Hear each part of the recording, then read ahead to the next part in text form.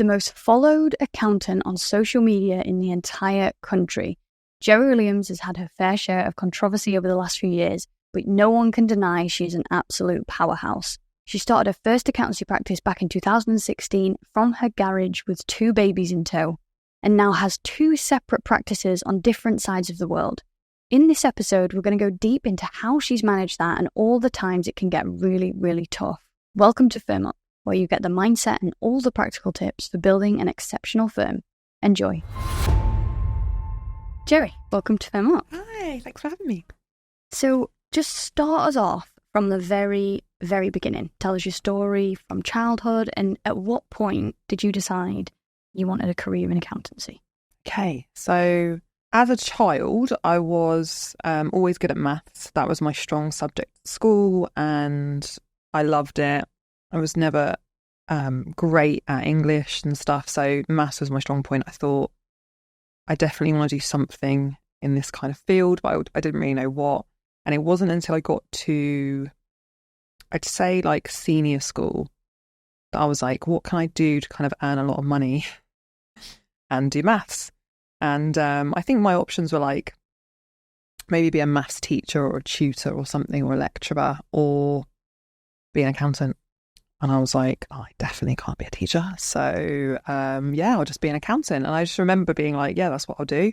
And didn't deviate from that. Literally from that moment on, it was like, right, what do I need to do to be an accountant? And it was like, well, you can go to uni or college, uni, and then start studying to be accountant. I was like, cool, done, sorted.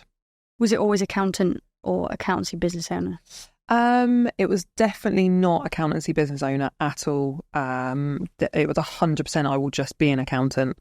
And I didn't even think that would ever be a thing when I was younger, but so not until later on, like in my kind of 20s, I guess. But yeah, when I was growing up, the thought that I would have my own business never entered my head ever. Just yeah, I'll be an accountant. You said at the beginning something that makes a lot of money. I felt the same growing up. Yeah. I was obsessed with working. Where does that come from, Jane? I don't know. From a very young age, I always worked. So the minute I was like 13 and I worked in a shop, and I always wanted nice things, and I knew that I needed to work to earn the money to pay for the nice things. And we didn't have a lot of money as like when I was growing up. My mum like was raising us by herself, and we really didn't have much money at all. So I knew I had money worries as a child, and I guess I appreciate that now looking back as an adult, but I had money worries and I knew I needed to earn my own money. So I started working really, really young, and then I always worked. And even when I was like at college, I worked like every single night doing like pub work, restaurant work. And at uni, I had like 3 jobs. I was a full-time at uni, but I worked like 60 hours a week. And I was like the only student I knew that was like even working at all, really. But I loved it. I absolutely loved it. I loved working and earning money. It was like the best thing ever. That's really all I wanted to do. I think knowing kind of what I know now, I maybe wouldn't have gone to uni because it delayed me getting into accountancy and getting into that kind of career. But it was fine. That's what I chose, and it all worked out fine. But yeah, I loved earning money. I still do now. I love kind of that, the thrill of like chasing money and earning it is in me. I don't know if you're born with that or what, but yeah. Yeah. I'm just looking at you and smiling because I feel exactly the same. And when you said you're one of the only people you knew who worked full time at uni, I did the same. Did you? Yeah. Now I know someone else. Yeah. But also, I feel like I'm one of the only people who did that. Yeah, for sure. And obviously, fast forward, you now run your own accountancy firm, but you also run the Accountants Wealth Academy. Yes. And that choice of words is really interesting. Yes. Wealth Academy. Yeah. So do you feel like there's a bit of taboo around money in the accounting industry? I think there's a taboo around money in general. Not so much in the accounting industry, but I find, and I don't know if this is specific to this country, really, but people don't like to be seen to be talking about money. It's almost like you're gloating if you talk about it, bragging, and it's a very fine line to be inspiring or to try and encourage people to do well and earn more than it is to be seen to be bragging or people to take it negatively. So I think always kind of conscious of that. But I haven't kind of shied away from talking about money because it's really important to me. And because it's important to me, I assume it must be important to some other people, even if it's not important to everyone. It will be important to some people. So yeah, the Accountants Wealth Academy, like the whole point of that really was like, I really work towards earning more money, but equally not working anymore for it. You know, I don't want to work more hours. I don't want to have less time. It's really important to me that I do less and less work as I get older. Really, really important. Like the most important thing. But I want to earn more at the same time. So I'm always trying to push those two variables apart. Like, how can I earn more but do less? And that was where the kind of idea for the Accountants Wealth Academy came from. Like, I know loads of people that were in a similar situation to me a few years ago, like running their practices, headless chickens, not enough hours in the day, can't cope. I want to help those people to kind of do what I've done. And I really wish there was something around when I started my practice, like the Accountants Wealth Academy, to kind of just offer that support. There's technical guidance out there. You can do technical webinars, you know, all those kind of things, but actually support practice owners to say, like, there is a better way and I can show you what I've done. You know, I've done it, so I know that it works. But the wealth part of it, I think, is really important, you know, and anyone joining the academy knows that I talk about money and how to earn more all the time. You know, I'm quite happy to do that. Yeah, it's incredible to hear. One of the biggest reasons I wanted to bring you onto Firm Up was because I can see that through everything that you talk about online. I can see you've not only built the Wealth Academy as a second stream of income, but you have also built an accountancy firm, Smooth Accounting, that runs almost entirely without you, to the point you've literally moved to a different side of the world with your family and left the team at home to run this firm successfully, and you continue to reap the rewards of that, as I'm sure they do too. Yes. So you've built an accountancy practice that isn't just a job, which I know a lot of firm owners feel like they've just built themselves a glorified job. Yep. They haven't necessarily got more freedom. They've just got more responsibility. Yep. So we're going to talk a bit about how you have built that scalable asset in your accountancy firm. The first thing I want to talk about is hires. Mm-hmm. So I know I've heard you talk before about hiring admin staff. Mm-hmm. So tell me a bit about that first hire, or at what point you had to bring in a member of staff purely for admin. Yeah.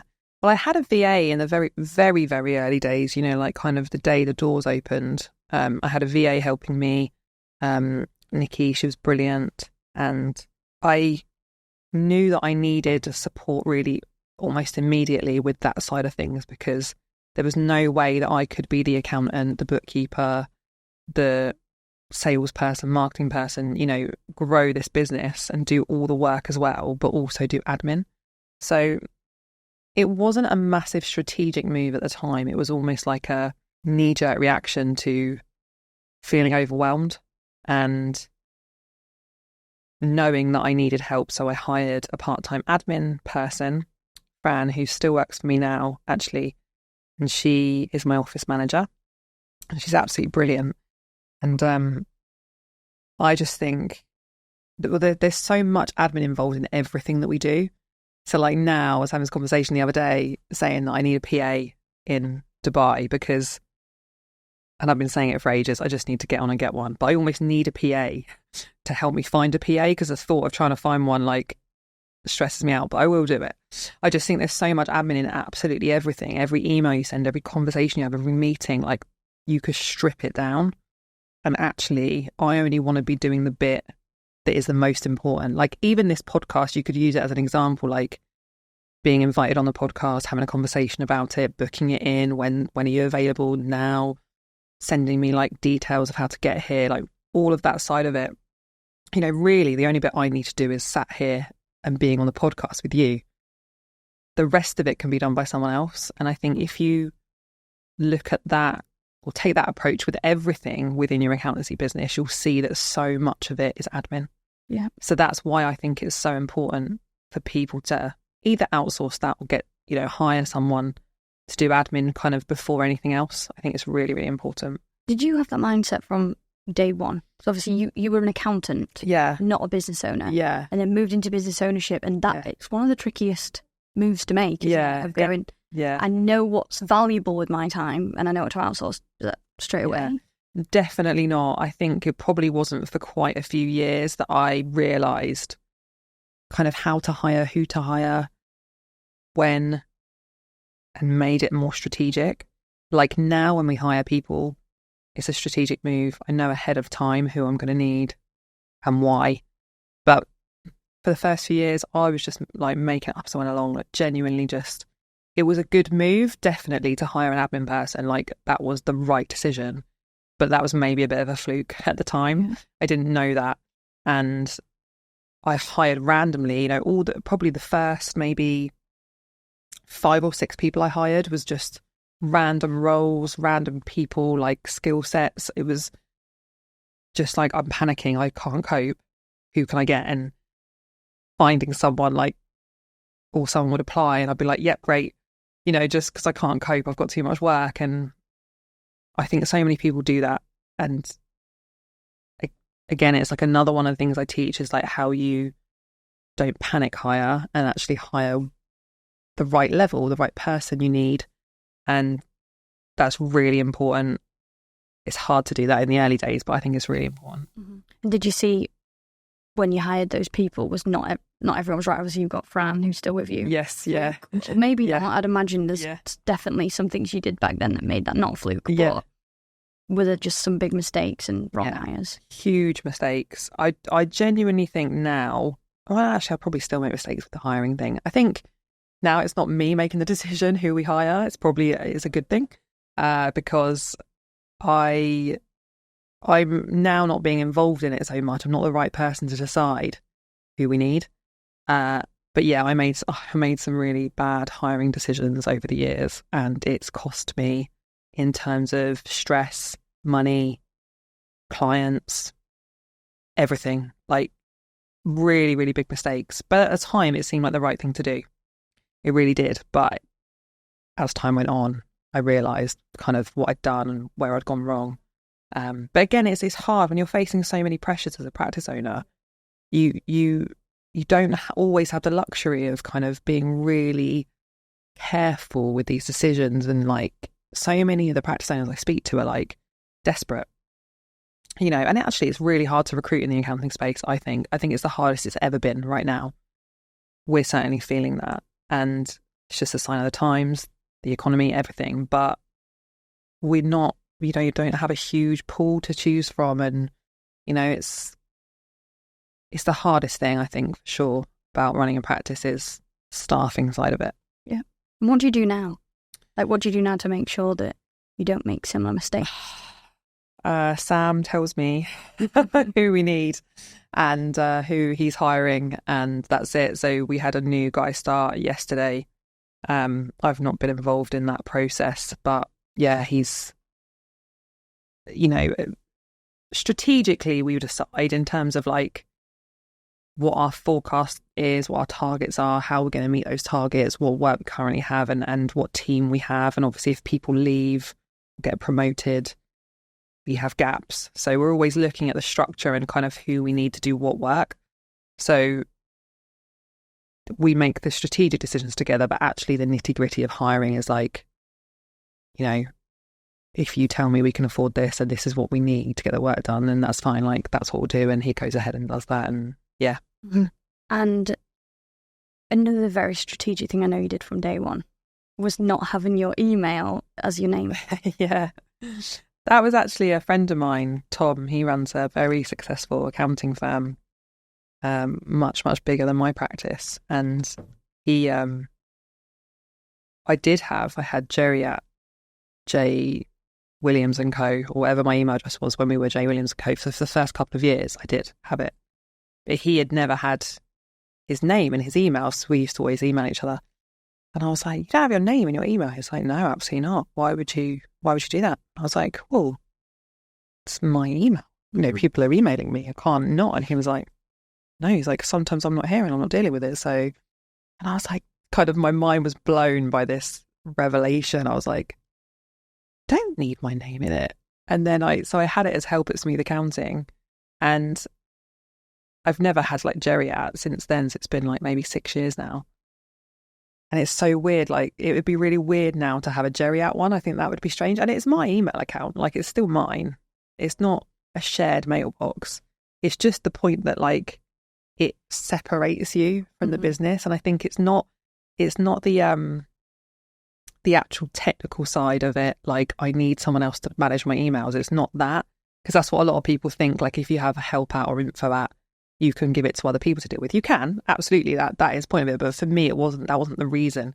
The reason was, I don't want people to want Jeri. I want them to want everyone else. So if I have a help at email address, then it feels like they're not emailing me, even if they are, sort of thing. Yeah. So yeah, and it's worked really well. It's so clever. It feels like such a small thing, but it's so clever, because I know a lot of accountancy firm owners listening to this will almost find it inconceivable to think that they aren't contactable by clients. Yeah. And I've messaged you at the help at before, and I just didn't think it was you. I just assumed it was a member of your team. Yeah. And so I know that a lot of firm owners will just think it's completely inconceivable to even consider having clients not message them. And you did that quite early on. Yeah, best thing ever. Like, I think it's along the same lines as like stopping taking phone calls. Like, I'll say to people sometimes, you know, like, oh, clients keep calling, and I say like I'm busy and stuff like that. I'm like, that's kind of where you're going wrong almost. It's you're still available to them. They still feel like you're available. Like, just one day I just said, like, I no longer take phone calls. And the team were like, what? And I was like, if anyone phones, don't tell them I'm in a meeting. Tell them I'm not available, and that someone will get back to them or answer their question if you can on the phone, obviously. If you can't answer it, take a message or whatever, someone will get back to them. But just literally overnight, I just stopped taking calls. Now, obviously, if I had phoned someone or I was waiting for a really important call, I would say, like, I'm waiting for, you know, XYZ to call me.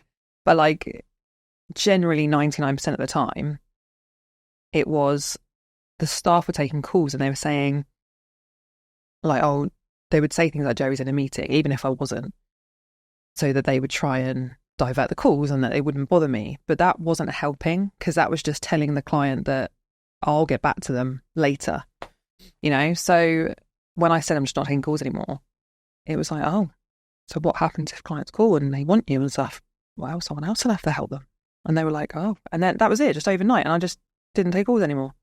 Did it have an impact on clients? No, a few of them were like, well, we really want to speak to Jeri. And I was like, they can really want to speak to me as much as they want, but in the nicest possible way, I am no longer available. And that's it. Like, it wasn't like I made that decision when I was still client facing. Like, prior to that, because that sounds really brutal, like, there was obviously a process. Like, the clients, I had better technical staff than me working for me. And that's the key point here.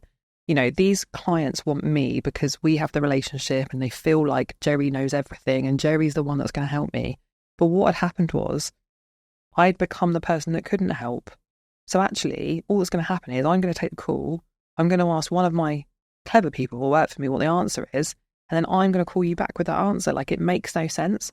So there was a process leading up to it where we'd handed the clients over and I'd explained, I'm not the best person to help you anymore and this person knows better. And they were fine, but there was still the odd calls, you know, people still sneakily trying to get me. And I'm like, oh, you don't want to speak to me, you know? And then after a certain amount of time is when I then get firm and I'm like, now I'm no longer taking calls.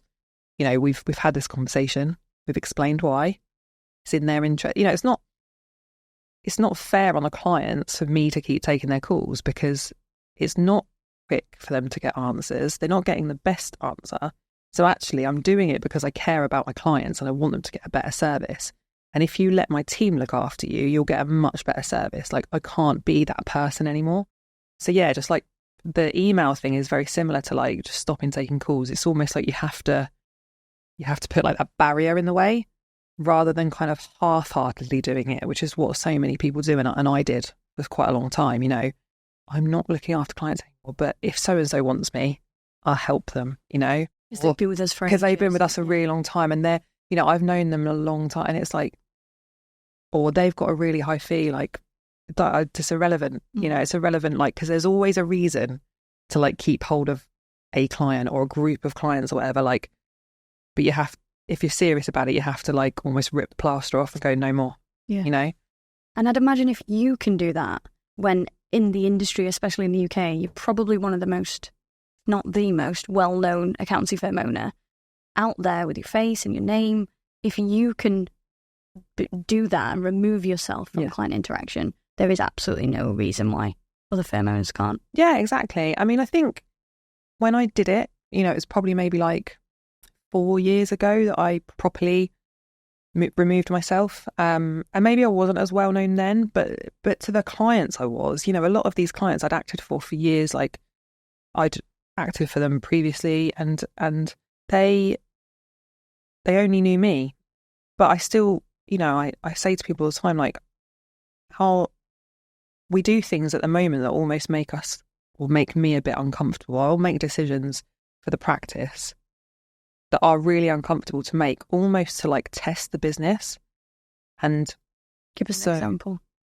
Say, for example, Sam, who's my ops manager, who I mentioned earlier, he is a fantastic client manager. Absolutely brilliant. Like, the clients love him. He's so good. But I made a decision to stop him being a client manager almost because of how good he was at it.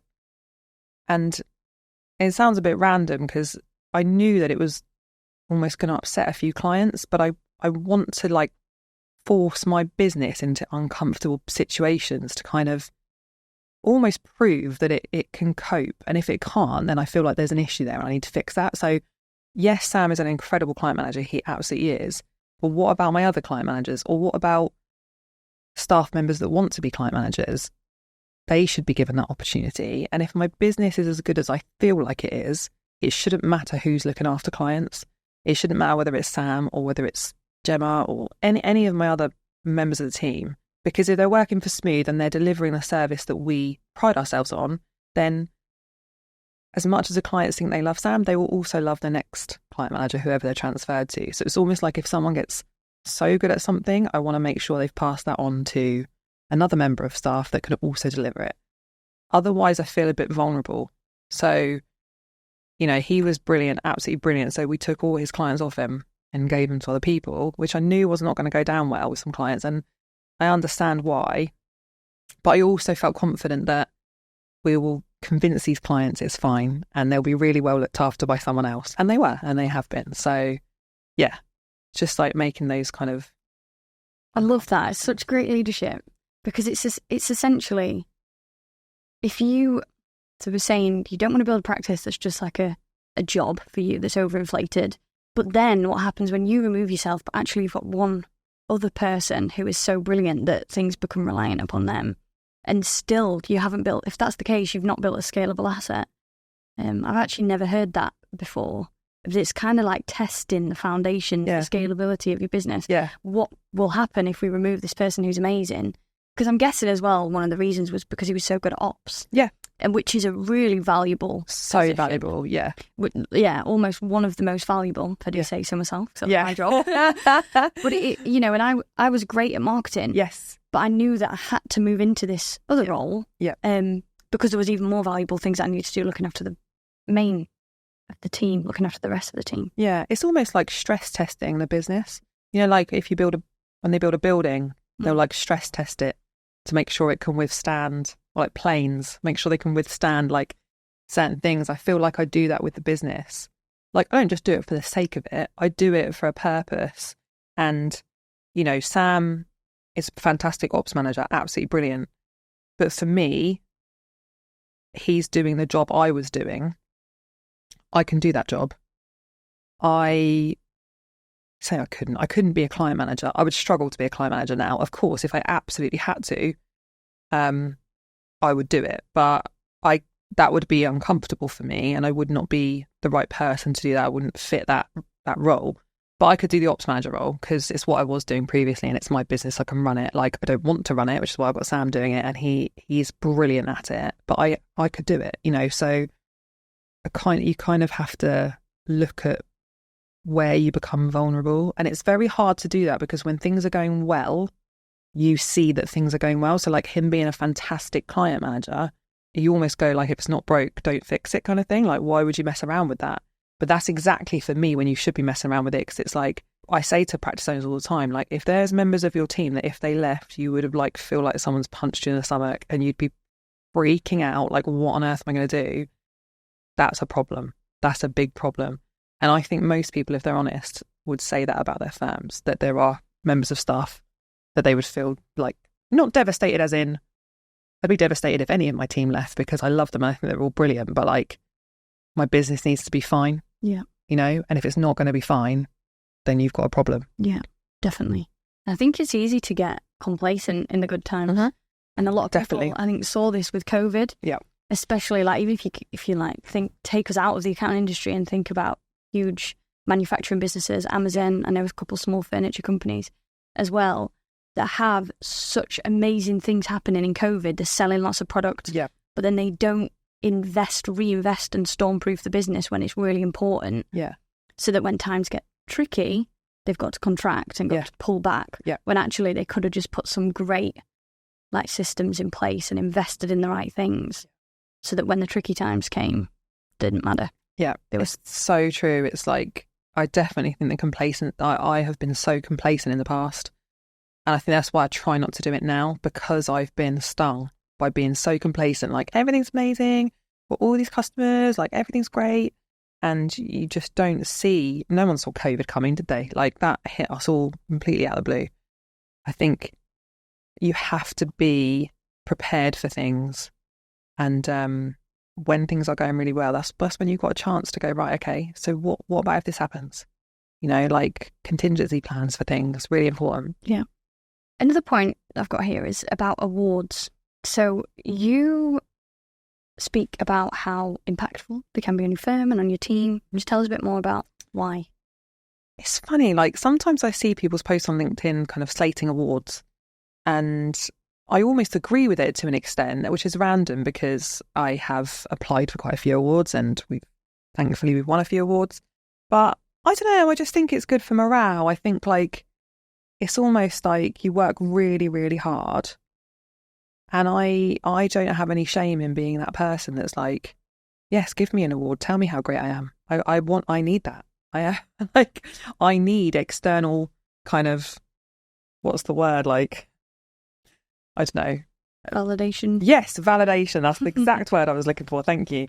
I need that. I'm happy to admit that. Like, I don't, and like, losing awards I find really difficult. Having said that, I'm absolutely not expecting to win at the Accounting Excellence Awards today at all. But I was expecting to win at the Zero Awards when we were shortlisted a few years ago, and we didn't, and I was very upset about that. Still upset about it now. I have not got over it. It's been like 5 years.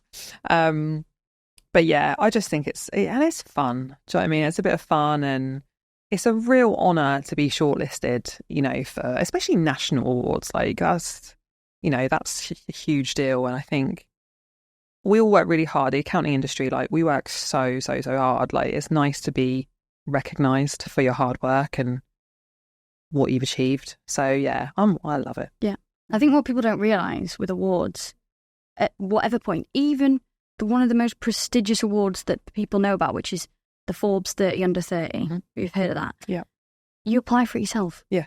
You apply for every award yourself. Everyone does in the history of time ever. Yeah. And I think there's some like shame attached to that, of people going, God, I can't believe that you've applied for awards yourself. Yeah. If you do not sing your own praises, who on earth is going to? Yeah. If you don't put yourself forward for these things, like push for these opportunities, no one is going to. And I know there is so much like shame sometimes attached to this being this cheerleader for yourself and what you've achieved. But you're also like leading a team of people, and I think you've got a champion from the top. I want my team to look at at me and think I feel like we are deserving of awards. We absolutely are. You know, it's that if Smooth Accounting wins an award, it's as much their award as it is mine. We're a team. You know, I wouldn't be here without them. So, and it gives you something to work towards as well. I think like they can be really motivating. There was one award, it was a few years ago, like a South Coast business award, and we were up for small business. We didn't win. So the following year, I was literally like, I am going to keep applying for these until we win. Well, we did win the following year, and we also won overall business of the year, which was like something I didn't know they did actually, but they just pick of all the winners of the whole night who gets like overall. So I was not even paying attention at this point when I was at the awards because we'd won, and I was so on cloud nine that we'd won our category, and then they announced us as like the overall winners, and I was like, what? Totally like oblivious. So, but I was so determined to go back and win that year. I was literally like, well, we didn't win last year, so I'm going back, like kind of really, really determined. I think because I was so determined, and I was like, I took on board the feedback they gave me as to why we didn't win the first year. I'm like, for what reason? And I think it was something to do, I'm trying to remember back now, something to do with like, we didn't have like a set plan, but like a 5-year plan or a 3-year plan, because my business was only like a couple of years old, and I was like, I don't really have a plan. I'm just trying to get through the days. So I took it all on board, went back and we won. So I was really chuffed. But yeah, social media. So the awards look great on socials as well, yes, and help to bring in clients. Yes, yeah, definitely. Yeah, it's all marketing. Everything. Yeah, everything I do is marketing. Yeah, it's great. I love that. Sell or be sold to. 100%. Yeah, like, you know, people go, oh, I couldn't do what you do. I couldn't do what you do. And it's always about like the social media stuff. I get it. I totally get it. And I'm like, well, I hate social media. I genuinely hate it. I've never enjoyed it, but it serves a purpose. So, you know, I wouldn't have done any of the things I've done without it. So it's like, for me, it's just a means to an end. Mm-hmm. But everything I do is marketing, whether it's an awards ceremony, whether it's being on LinkedIn, whether it's being on this podcast, like whatever, it's all marketing at the end of the day. And I think it's like the most important thing in a business is marketing, personally. Growing a practice. If you're starting a practice from scratch and you want to grow a practice, you have to kind of eat, sleep and breathe marketing, in my opinion. And if you don't, clients are not just going to fall into your lap. Well, it's unlikely. Yeah, agreed. The thing I love about you on social media, many things, but is you are willing to have conversations that not many people are. Mm. You are willing to, and whatever your opinion isn't important. For me, it's the fact that you're willing to have these conversations anyway. Yeah. And a lot of people aren't, but that does open you up to a lot of like people thinking your content's controversial. Yes. There are things you've posted that I've not agreed with, vice versa. I know you've mentioned it to me as well. But why do you think your content is seen as quote unquote controversial? I think it can be quite triggering. I don't know. I think LinkedIn, for example, if we're talking about LinkedIn mainly, it's very different now to how it was like 4 years ago, maybe when I started using it. There weren't really any other accountants properly using it. Whereas now there's quite a few, which I think is great. I think that I'm not the stereotypical accountant. So I think for that reason, it can be triggering to people. I think that you'll never please everyone. So actually, even if I posted really vanilla content, there would always be someone somewhere that doesn't like it. You know, you can say the sky is blue and they'll be like, no, it isn't. You know, you can't. I think when I realised that you literally can't please everyone, I was like, it doesn't matter what I say. I'm going to get trolled. I'm going to get people getting livid about it.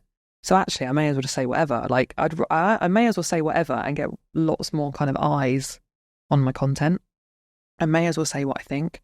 I definitely don't post as much controversial stuff as I used to, and that's not because I don't think these things.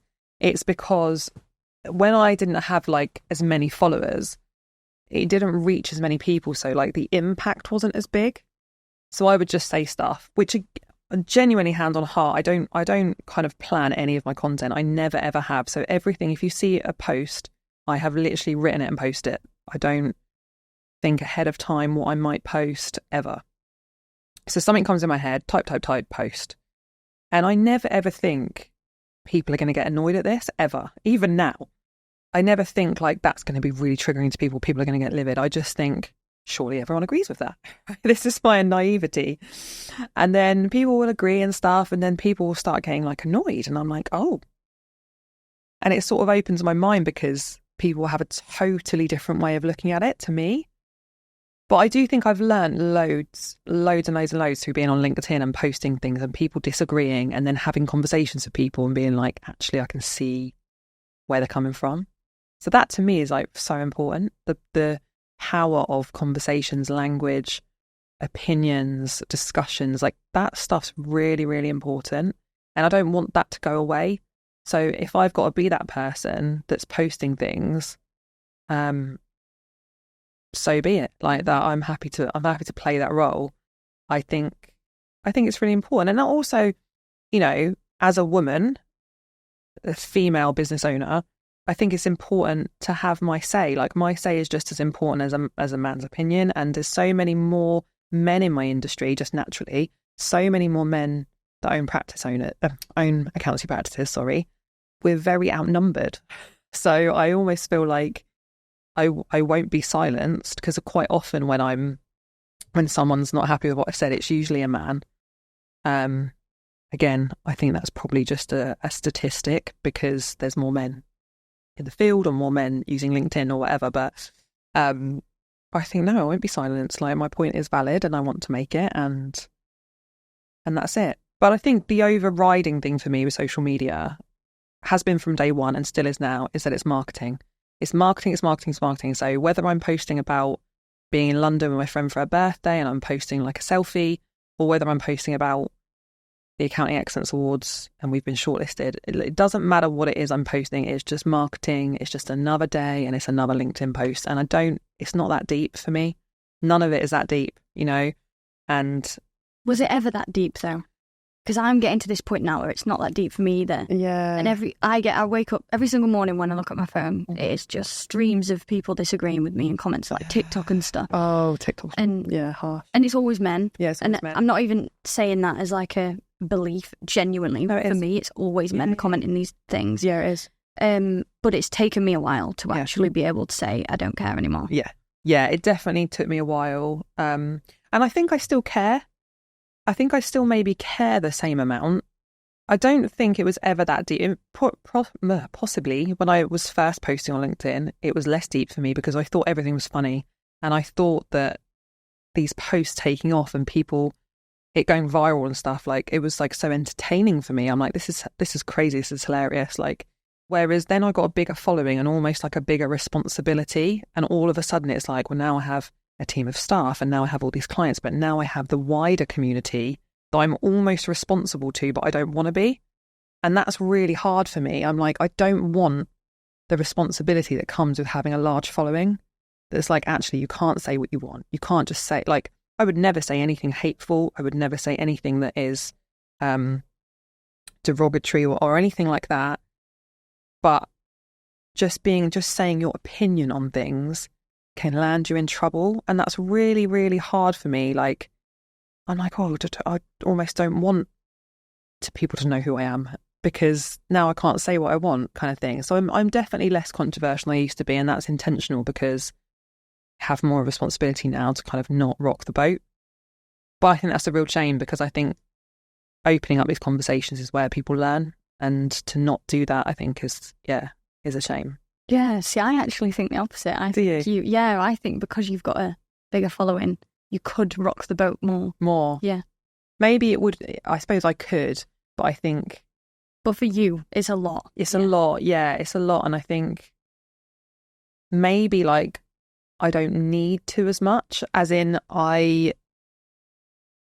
Like the growth phase of my business and stuff, well, we're still growing, but like having a bigger following means that naturally by posting anything, it gets more eyes on it, which is amazing and has opened up so many doors for me and so many things for me to be able to do.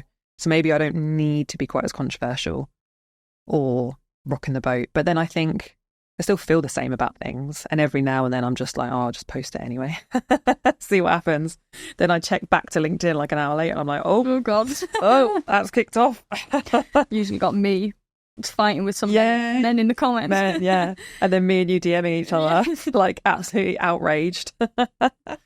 Do you think because of your social media presence, does that help you to, I know this can be a huge positive, does it help you to attract the right clients and repel the wrong ones?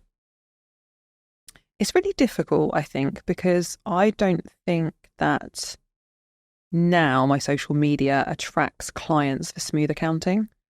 Every now and then it does, but really that kind of just grows on its own now.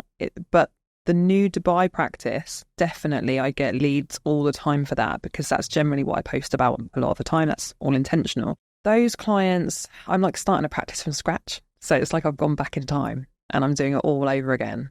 They are very random and all over the place. And I think that's because I haven't honed my process of marketing, how that impacts who contacts me. So people will just see that you live in Dubai and be like, they want your help. So that could be anything from someone who I absolutely can't help to someone who, yes, you could be a client of ours. I try to pre-qualify.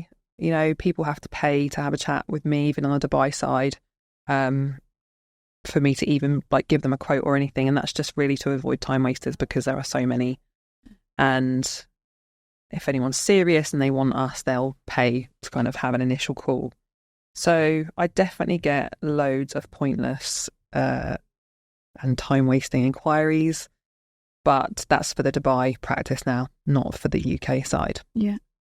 I know there are many, many differences between the UK and Dubai, but what is the main like money mindset difference? Do you mean for me or? So when you say like you get people to pay for your time for something like a qualifying call, accountants in the UK would really struggle to go with that concept, because but you're selling something. Yeah. When actually you can see, but you're probably going to provide them with a lot of value and advice in that call.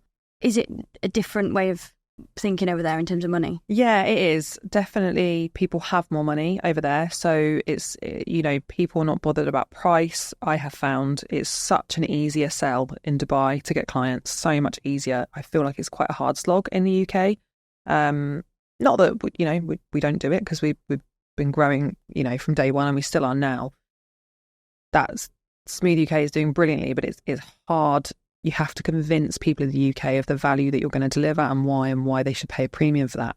In Dubai, I've found that people don't really care about the price. They're just like, can you do my accounts? Yep, great, done. Like it's so different, and I think that is because people just do have more money. That kind of makes sense, I guess. I think that also for me, I'm not reliant upon the Dubai practice, so I don't care about putting people off.